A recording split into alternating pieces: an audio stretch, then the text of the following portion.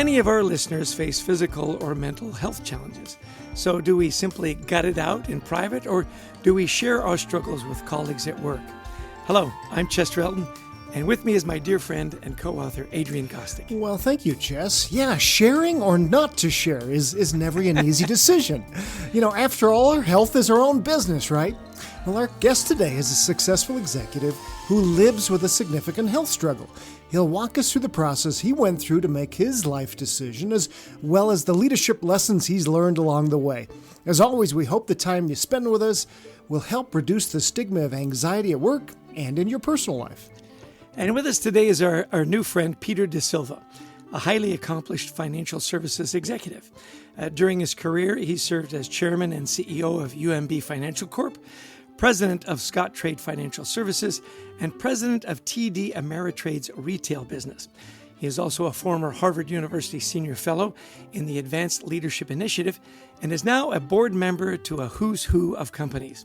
He chronicles his leadership journey in his new book, Taking Stock, where he talks about his lifelong struggle with CMT, a progressive degenerative neurological disease which has greatly influenced his leadership style. Welcome to the show, Peter. We're delighted to have you on the podcast. Great to be here, guys.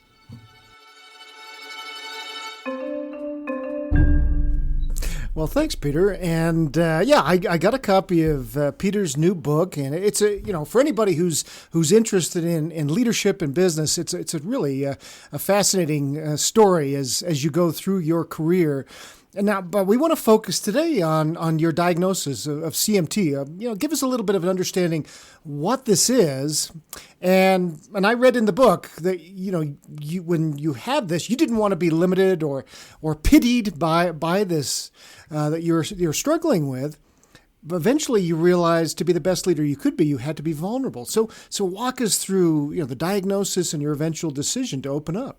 Yeah. So it's been a lifelong challenge in many respects. And first, a little bit about CMT. CMT is a progressively degenerative neurological disorder that generally is discovered in childhood. In my case, I was about 12, 13 years old when it was discovered, and it came through my dad's line of the family. It is very limiting in terms of your physical attributes and your physical capabilities. But I learned early in life that it didn't affect cognition and it didn't affect my mental acuity. And so I decided pretty early that was where I needed to focus. Basketball was out, football was out, sports of any kind were out, but that was okay. And I concluded early that I would need to take a different path. Just a little more about CMT. So there are about 3 million cases globally, or about 150,000 in the United States. But we know that's way underreported because, quite honestly, most doctors don't know what they're looking at when they first see the disease. There's no treatments and there's no cures for the disease. You can treat the symptoms in terms surgically and such, and with orthotics and other things, but you can't solve the underlying cause of CMT to this juncture. So, I was fairly young, and my parents concluded correctly that I should have some surgery. So I had 4 or 5, 6 surgeries early on to try to stabilize the situation, with my ankles being fused together, with my toes being all pinned together. And it just was what it was, but it certainly was limiting in a lot of respect. And my parents, God bless them, they told me point blank, this is nobody else's problem but your own. This is your issue. This is our family's issue, if you will, almost a secret at some level, as they didn't want me to be looked at differently. They wanted me to have all the experiences of childhood that every other child would have. They told me not to show vulnerability, that vulnerability was weakness, and that particularly in the workplace, that could hurt me. And so I made that choice, and for 40 plus years, I stayed that way. I showed no vulnerability. I worked hard. I gritted through the pain that goes along with CMT, but I just decided that was the way it was going to be. But then 2 things started to change in my life. First, I began to realize that not being transparent might be impacting some of my professional relationships. Like so many leaders, I've done dozens of 360 reviews, always got terrific scores, but there was always this question about, was I being totally transparent and authentic as a leader? And I always wanted to be, but I knew that I was sort of keeping that CMT to myself. And secondly, I began to see my family members struggle. my own daughter has CMT, and watching her struggle, and then my brothers had CMT a little later in life, and all of a sudden I'm like, you know what? I've got to change. I've got to be more authentic, more transparent at work, and also I need to get going because if I leave this world tomorrow and don't do everything I can to help find treatments and cures, it'll be my biggest regret. Wow, that transparency, that on an issue like that, that really is a big deal. Thank you for sharing that with us. And we do a lot of work. Obviously, the podcast is called Anxiety at Work, and it must have caused you a lot of anxiety as you're kind of hiding this. So, how did living with the disease help you become a better leader? You talked about being more transparent, and maybe did it cause you to be a little more compassionate and caring about other people as well? How did it impact your overall leadership style? Chester, in many respects, it was a double-edged sword. So on the one hand, I think it absolutely made me a more compassionate and understanding leader. I wanted to always give back more than I received. It made me super sensitive to others' limitations, whether they might be physical or social or psychological. I was very sensitive to that. I felt like, and I believe people would say this about me, that it was a humility about me, and in part, I think, driven by this issue that I was confronting. But I'll tell you what, I was always grateful. I was so grateful to be in the positions I was in, and that people didn't look at me any differently. I was just Peter, and I was I was a reasonably good leader. But on the other hand, it caused me to work hard, maybe too hard, quite candidly. I chose, right or wrong, to outwork everybody around me, probably to compensate for any perceived limitations or inadequacies that I felt, and that was a clear response to having the CMT. I'll tell you, it made me operate with a sense of urgency. I figured time may not be on my side. I need to move more quickly, and so I took risks. I moved my family 3 or 4 times in order to get promotions because I wasn't sure, at which point I might not be able to function the way I'm able to function. My dad, by the time he passed away, had lost a leg to the disease. He couldn't dress himself at that juncture, and he was 60 or early 60s, 62, 63. I'm now 61, and so I had this sense of urgency in my entire life. And probably the last point I would say is having the CMT probably caused me to try to find balance, a bit more balance. So yes, I overworked, but on the other hand, I was very attentive and attuned to my family in trying to seek that balance with them. Yeah, we hear that a lot, that idea of, especially somebody that has, whether it's a physical or a mental health issue, that, oftentimes they work harder. You're trying to, overcompensate in a way. And people would look at your career and go, look, but you've been really successful. And yet sometimes there's a cost to that. So in the book, you actually write about 10 life and leadership principles that you think were most important as you've come along. So if somebody was listening today, many kind of new leaders are listening, what one of the 10 would you tell them, look, this is foundational. You got to get this one right first? Yeah, that's a no-brainer in my opinion. It's to build durable, everlasting relationships. Because without that, you really don't have the foundation for business success and arguably success in life. There are 2 different types of relationships. There's probably more than 2, but I'll simplify it for this discussion. There are transactional relationships, and there are kind of enduring, mutually beneficial relationships. The transactional variety we all have every day. We go to the grocery store, we talk to the cashier, and it might be a nice experience, but it's a transactional experience, right? It's not likely to repeat itself in the same way next time around. Or you can have these enduring, mutually beneficial relationships. You can have mentors. You can have people that you trust implicitly with every bit of information about you. That's where I think young leaders need to focus. They need to understand that in order to have success in life and in business, they need to seek what I call relationship equilibrium. And this idea of relationship equilibrium, which I discuss in the book, is this idea that you give as much as you get. That's the nature of equilibrium in any sense, right? But in the context of a relationship, it's finding that point where you do give as much as you get. And by the way, what happens if you don't give as much as you get? You get divorced. That happens in a marriage, right? You get divorced if you don't feel like you have this relationship equilibrium. What happens at work if you feel like you're giving more than you're getting or vice versa? You leave. right? You leave, or the company asks you to leave, whatever it might be. So having these relationships and then achieving this equilibrium, I think, is extraordinarily important for young people as they go and pursue their leadership journey. Peter, I've got a couple of questions for you because you spark an idea here that we hear about a lot. Adrian and I do a lot of executive coaching, and you said that you would overwork, that you would overgive, that you were always giving more than you received, and now you're saying that you found that equilibrium.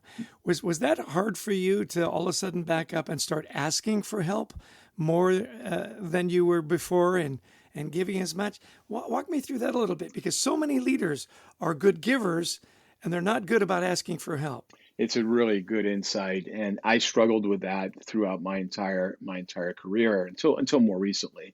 The book is called Taking Stock for a bunch of reasons, but partly it's called that because it's a reflection. As I take stock today as a more senior person, if you will, not a senior citizen to be clear, but a more mature person. How's that? I've taken stock of my prior years, and I realized that those kinds of things that you're discussing, asking for help, I should have done earlier, quite candidly. But it was hard. I'm not gonna lie to you. It was difficult to be anything other than top notch, top of my game. Never wanted anybody to feel any pity for me or such. But asking for help, I came to understand, is not a sign of weakness. It's a sign of intelligence, because you have two choices when you need help. You can ask for help and get that and move along, hopefully in a positive way, or you could possibly fail. And that's certainly not what any of us want to see happen. Oh, thanks for that. I really appreciate it, because now we want to bring the discussion back to the theme, right? Anxiety at work. One of your principles is take care of your associates. So what can you tell leaders today about bringing down anxiety levels and helping people feel good about the work that they're doing?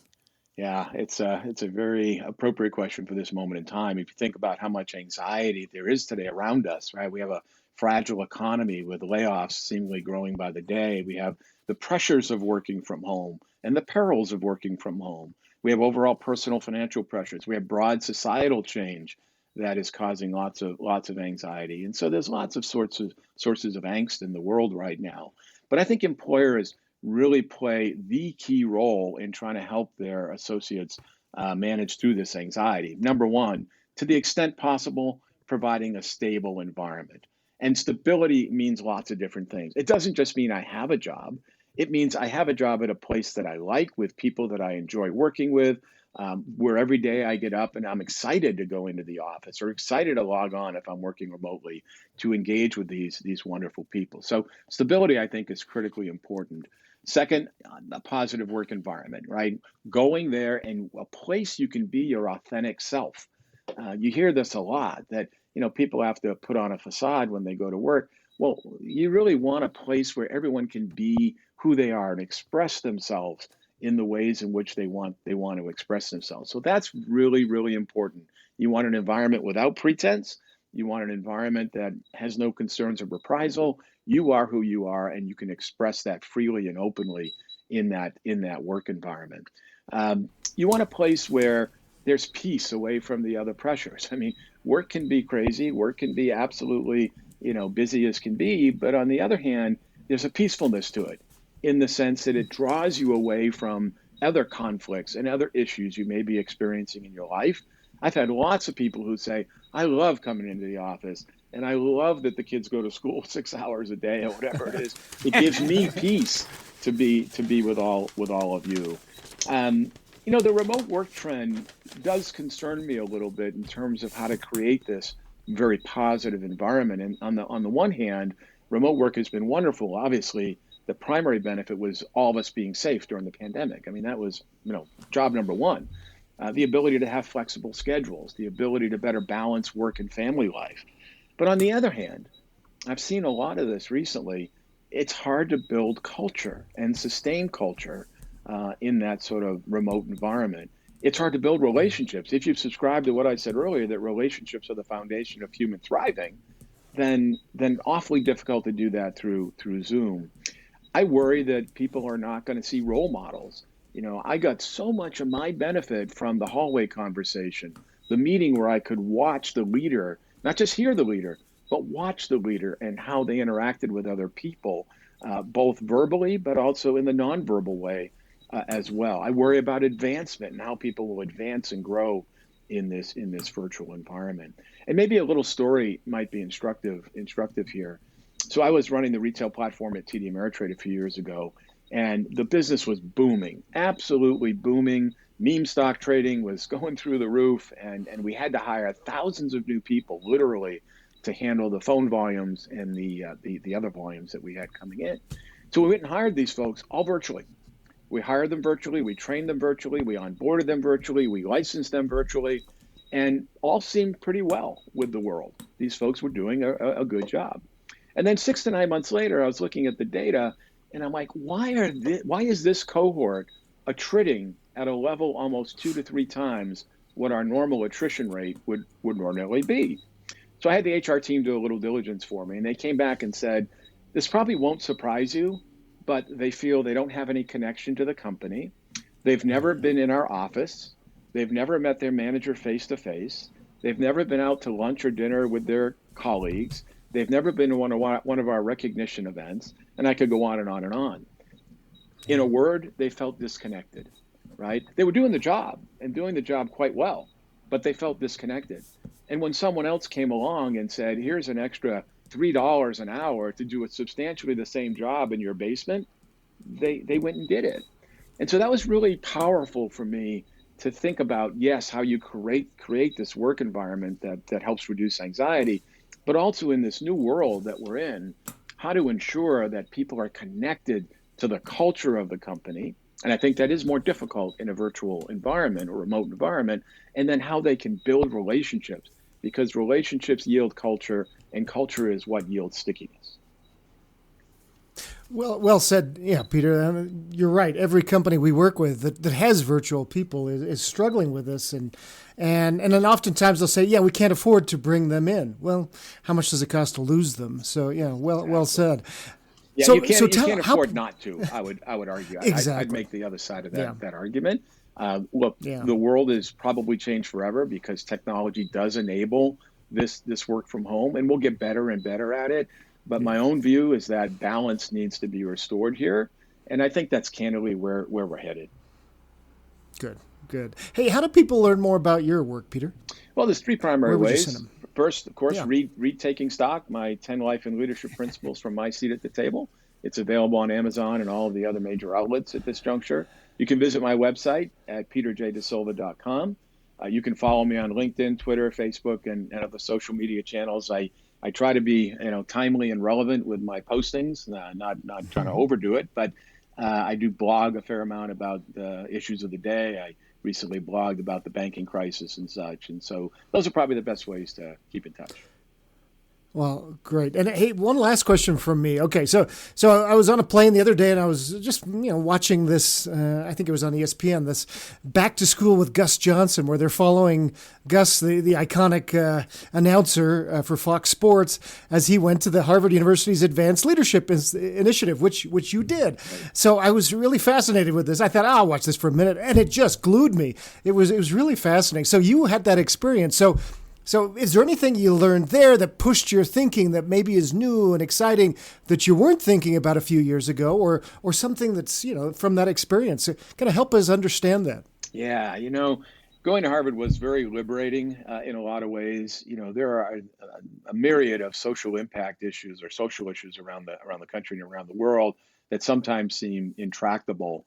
But it was very liberating in the sense that I got to interact with some of the smartest brains, both here in Boston and around the world on some of these very, very difficult challenges. But here's what it really taught me, and it reinforced a few things. One, the power of relationships. I walked into a room with 50 people I didn't know from around the world. Oh, and by the way, our first semester was entirely virtual. So imagine having to meet folks virtually and go through this very complex program in a virtual way. Well, guess what happened? There was distance. There was some standoffishness. There was misunderstandings. There was perspectives that weren't quite understood. And so it was actually very challenging. But the first day we all got together post-pandemic, it was like the shield had been lifted. It was like people are hugging each other and they're shaking hands. And all of a sudden the barriers came down And it really was one of those wonderful, wonderful moments. So kind of reinforced the power of relationships for me. Second, and really important, listening before speaking. It is so important to take everybody's perspectives in. Everybody has lived experiences, and I benefited from learning from others' lived experiences during that programming for sure. Third thing, and maybe this is the most important one, um, spend more time with the people who are not like you than the people who are like you and the people who think like you, right? It would have been real easy for me to gravitate to the other business people in the group and form a little sub cohort, and but I resisted that at all costs. It was about interacting with people I didn't know, interacting with people who had different perspectives. And I remember time and time again, someone would make a comment in one of our sessions, and I would disagree with it vehemently, but I'd call them after and say, help me understand how you arrived at that perspective. Make me smarter. And guess what they did? They asked me, how did you arrive at your perspective? And so we had a dialogue, and our country needs a lot more dialogue at the moment. So get out of your echo chamber, go talk to people not like you, listen to people who think differently than you, avoid groupthink at all possible costs. And the Harvard experience was wonderful in that regard, and many others. Oh, that's great. Thanks for sharing that. Hey, we're always interested in self-care. Knowing what we know about your life's journey, I'm sure you've got a lot of things that you do to keep yourself right. Could you share a few of them with us? Yeah, first turn that physical weakness, if it's physical, into a strength, whatever your weakness is. So in my case, instead of focusing on what I couldn't do, athletics, etc., I focused on what I could. And I remember my mother one day saying, you should pick up the trumpet or you should pick up a musical device because that I could do. So focus on what you can do. Take intelligent risks. Whether it's raising your hand for a difficult assignment with no certainty of success or moving halfway across the country or the globe for a new assignment, take those risks early, particularly early in your career, but take them often as well. Many of them will pay off in very, very, very powerful ways. Focus on purpose and goals over initiatives. This is something I think particularly young people don't fully comprehend initially. What is the purpose of what you're trying to do? And if you can understand the purpose, the goals and the initiatives become a lot easier. They flow, if you will, from purpose. So find purpose in your work, find purpose in your life, find purpose in your relationships, and the rest will flow nice and easy from there. Stay as physically fit as you can. So in my case, I can't run, but I can swim and I can do a little bit of elliptical here and there, and I can do some cycling. And so that's what I do. But stay physically fit. The connection between physical fitness and emotional health and mental sharpness is undeniable. And so I think everybody should try to do what they can in that regard. And something we already spoke about, ask for help. Ask for help. If you can't do something, there's no harm in asking for help, and nobody's going to look down on you. And this was a lifelong growth area for me. I didn't appreciate that. I thought as soon as I asked for help, people would perceive me as weak and somehow, take advantage of my weakness. Well, there might be some folks who would do that, but the vast majority are not going to do that. And that was a great learning for me over time. Well, excellent. Peter, this has just been amazing, and I think you've summed up things just tremendously well there. I feel like we've been sitting at the foot of a master here. Teaching is about leadership and life as well. So thank you, Peter, for all your wisdom and your time with us today. It was wonderful to be together. Oh, just another good session there with, a really insightful leader who I loved his vulnerability, who realized just that there was, and we've heard this over and over again. When you have something you hide, people assume it's something worse. Oh, he's stealing from the company. Oh, he must be this. It's like, no, I have this disease. But people, when we're not authentic, it comes out, but people don't know what we're hiding. Yeah, he's got a second family in Mexico. Yeah, it is interesting. And isn't it also interesting that most leaders come to this later in their careers? Yeah. And so, what I'm hoping is as people are listening, because, I did in all this stuff as well. What I'm hoping is for you listeners that you'll say, hey, I can do that early in my career. I can be more transparent. Because it was interesting. He said, I do these 360s and I get these really great ratings, except for this one thing. And I would add, because a lot of the people we work with, maybe mid-career, they're going, how do I become that C-suite? And a lot of times they lack that authenticity. They're not being their true self. So, because some people will say, oh, it's easy for him to do it. He was the CEO. But, maybe he did even better if he would have learned this earlier in his career. So there is something tied to this with the success you can have early. Yeah, maybe gotten there faster, actually. It is interesting. I when he said it made me more compassionate and more sensitive, particularly to people that had any kind of, illness or disability and so on. And then he said the way I countered that is I worked really hard. Yeah. I didn't let it limit me. And I loved when he said, I was always grateful that I was just Peter. Yeah. And I thought, what a wonderful way to recenter yourself and say, hey, there may be things I can't do. I'm grateful that I'm me and I'm good enough. Yeah. I love that. So I like this idea that he introduced as well, as this idea of equilibrium in our relationships, because unfortunately it has become a little bit of, modern society where we want to take and we don't want to give, unless I'm getting back. And that's not what he was talking about there. He was, the idea is you give as much or more than you get. That's how you create this equilibrium, which I thought was really good. Yeah. Another big takeaway for me was relationships. And he said something a little different. We talk a lot about, our Harvard study friend, Bob Waldinger, who's deep and meaningful relationships. He said build durable relationships, which I thought was interesting. The idea of it's long lasting, that it's tough, that you can talk about hard things because it's durable. It will survive. So that was a big takeaway for me. Durable relationships. No, it's good too. And as well with the people in our care, he talked about building, that how hard it is to build culture in this hybrid, always on kind of world. And so what do you have to create to bring down anxiety levels? Create a stable environment as much as you can. And there's ways we can do that. We talked about in our book, Anxiety at Work, how you bring down uncertainty. No reprisals when people speak up. And isn't this an interesting term? Peaceful. A place where people actually want to come because, the rest of my life's crazy, but, it's wonderful when I come to work. There's peace there. Fascinating.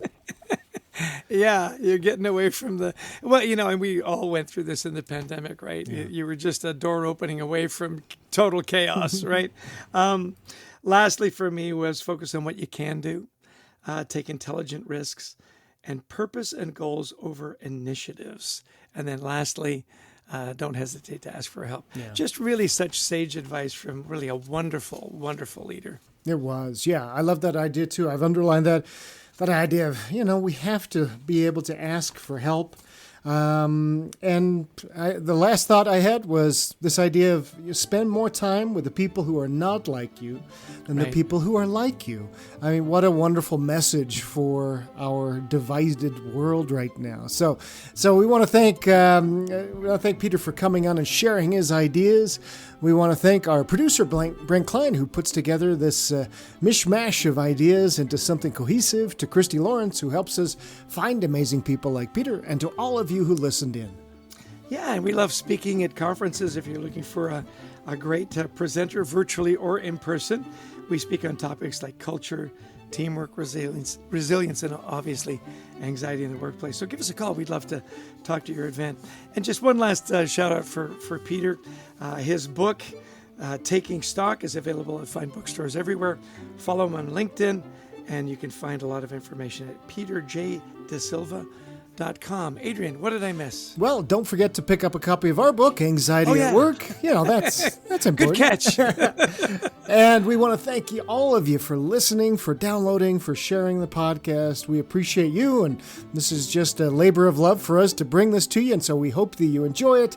And until next time, we wish you the best of mental health.